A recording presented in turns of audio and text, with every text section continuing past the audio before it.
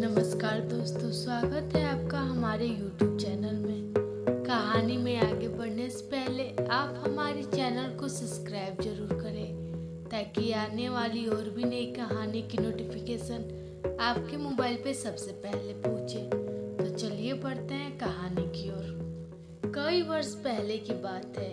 कारापुर जंगल के पास वाले एक गांव में जय ललिता रहती थी। विवाह के पश्चात जब वो ससुराल पहुंची तो सासू माँ ने लपक कर उसे गले लगा लिया, परंतु कुछ ही दिनों में सासू माँ जान गई कि बहू घर के कामों में एकदम अनाड़ी है। अब क्या हो, घर तो चलाना ही था।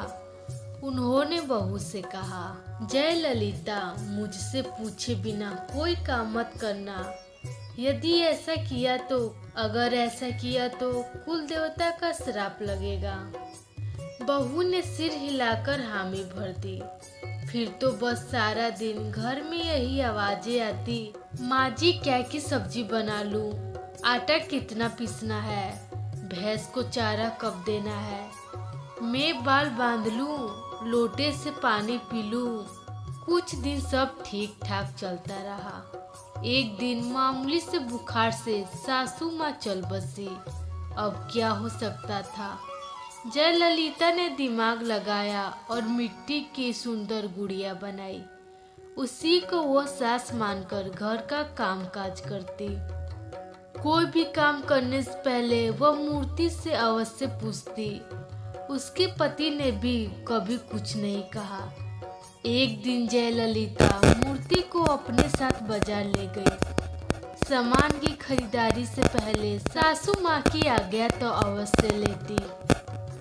उसने बाजार में सारा सामान मूर्ति से पूछ कर खरीदा। उसका पति भी साथ ही था। वापसी पर बहुत अंधेरा हो गया। घने बादलों के छाने से हाथ को हाथ नहीं सूझता था। बरसात आने के पूरे आसार थे। हारकर पति पत्नी ने एक पेड़ की डाल पर शरण ली। रास्ता सुनसान था, चारों ओर घना जंगल था। डर के कारण वे लोग पेड़ से नहीं उतरे। उन्होंने वहीं रात बिताने का निश्चय किया। दोनों सुबह से थके हारे थे, पेड़ पर ही सो गए। आधी रात के करीब जय ललिता की आँख खुली। उसे याद आया कि उन दोनों ने तो कुछ खाया ही नहीं। अवश्य उसके पति को भूख लगी होगी।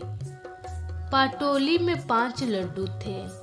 आदत के अनुसार उसने मिट्टी की सासू माँ से पूछा, भूख तो जोर की लगी है, मैं 2 खा लूं, इन्हें 3 दे दूंगी।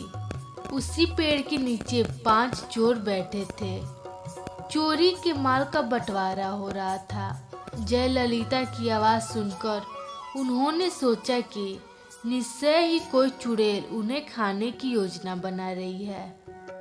वे सामान उठाकर भागने की तैयारी करने लगे।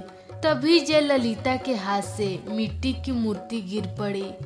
हड़बड़ाहट में चोरों ने समझा कि चुड़ैल ने उन पर हमला किया है। वे सब सामान छोड़कर 9-2-11 हो गए। जय ललिता और उसका पति चुपचाप नीचे उतरे और सारा कीमती सामान बांधकर घर लौट गए। मिट्टी की सासू माँ टूट गई थी। जय ललिता के पति ने समझाया कि शायद अब माँ स्वर्ग में चली गई है, उन्हें अधिक कष्ट नहीं देना चाहिए। जय ललिता ने पति की आज्ञा का पालन किया और अपनी बुद्धि से गृहस्थी चलाने लगी।